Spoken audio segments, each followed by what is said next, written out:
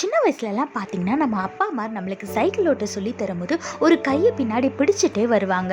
நீ தைரியமா ஓட்டு, நீ கீழே விழாதபடி அப்பா பிடிச்சிக்கிறேன் அப்படின்னு சொல்லிட்டே வருவாங்க நம்ம பின்னாடியே. நடுவில் அப்பா அப்பா கையை எடுத்து விட்டு பார்ப்பாங்க, பேலன்ஸ் பண்ணி நம்ம பிள்ளை நல்லா ஓட்டுதா இல்லை பேலன்ஸ் பண்ண முடியலையா, தடுமாறுதா அப்படின்னு சொல்லி பார்ப்பாங்க. அப்படி அவங்க கையை எடுக்கும் போது நம்ம லைட்டாக ஸ்லிப் ஆகிற மாதிரி இருந்தாலும் அப்பா அப்படின்னு நம்ம பயத்தில் கத்துனாலும் டக்குன்னு பிடிச்சிட்டு ஒன்றும் இல்லாமல் அப்பா பிடிச்சிக்கிறேன், கீழே விழ மாட்டேன் அப்படின்னு சொல்லிட்டு சொல்லுவார். இதே மாதிரி நம்மளோட வாழ்க்கையில் நம்ம லைஃப் அப்படியே ஸ்மூத்தாக போயிட்டு இருக்கும்போது திடீர்னு ஏதாவது பிரச்சனை வந்துச்சு, இல்லை ஏதாவது ஒரு சோதனை வந்துருச்சு, ஏதோ ஒரு வியாதி, ஏதோ ஒரு பிரச்சனை அப்படின்னா நீங்கள் மனுஷக்கிட்ட போய் ஹெல்ப் கேட்காம நீங்கள் இசப்பாவை பார்த்து, இசப்பா என்னால் முடியல எனக்கு ஹெல்ப் பண்ணுங்கன்னு ஒரு சவுண்டு கொடுக்கும்போது இசப்பா டானோ கிட்ட உங்களுக்கு உதவி செய்வார். வேதத்தில் பாருங்க, சங்கீதம் 91:15 போட்டிருக்கு, அவன் என்னை நோக்கி கூப்பிடுவான், நான் அவனுக்கு மறு உத்தரவு அருளி செய்வேன், ஆபத்தில் நானே அவனோடு இருந்து அவனை தப்புவித்து அவனை கனப்படுத்துவேன்னு வேதத்தில் போட்டிருக்கு. ஆமாங்க, இது ஒரு பிரச்சனையாக இருந்தாலும் இசப்பாட்டை நீங்கள் ஹெல்ப் கேட்கும் போது, இசப்பா எனக்கு உதவி செய்ய என்னால் முடியலன்னு அவரை நோக்கி கூப்பிடும் போது இசப்பா நிச்சயமாக உங்களை அந்த பிரச்சனையிலேருந்து விடுவித்து உங்களை கனமும் படுத்துவார்.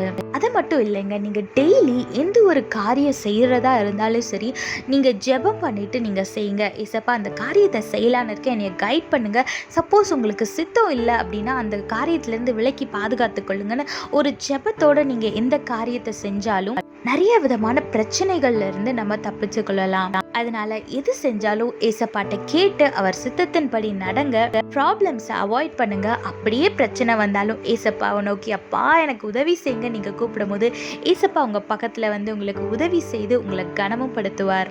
அதனால தேவனை நோக்கி கூப்பிடுங்க, ஆசீர்வாதமான வாழ்க்கையை வாழுங்க. கர்த்தர் உங்களோடு கூட இருந்து உங்களை ஆசீர்வதித்து பாதுகாத்து வழி நடத்துவாராக. ஆமென். In our childhood, when our father is trying to teach us how to ride a bicycle, he will hold the cycle with one hand and he will say, "Don't worry, you will not fall down. I will hold the bicycle tightly." So we will start riding our bicycle with confidence that we will not fall down. While we are riding it, our father will let go of the cycle for a second. He will watch if we are balancing correctly or not. But if he sees us struggle and if he sees that we are not balancing and if he sees that we are going to fall down, and when we call unto him, he will hold the bicycle tightly. Likewise, in our life, we might go through lots of difficult situations. But when you call unto Jesus, he will rescue you and he will honor you.